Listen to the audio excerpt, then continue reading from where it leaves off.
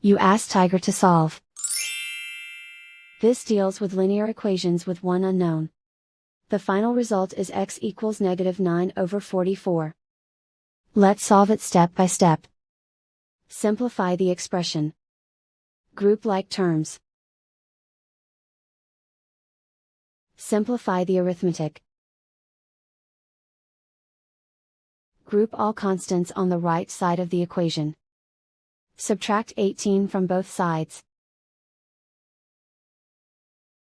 Simplify the arithmetic.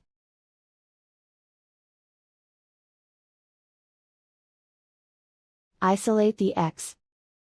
Divide both sides by 88. Simplify the fraction. Find the greatest common factor of the numerator and denominator. Factor out and cancel the greatest common factor. And so the final result is x equals -9/44.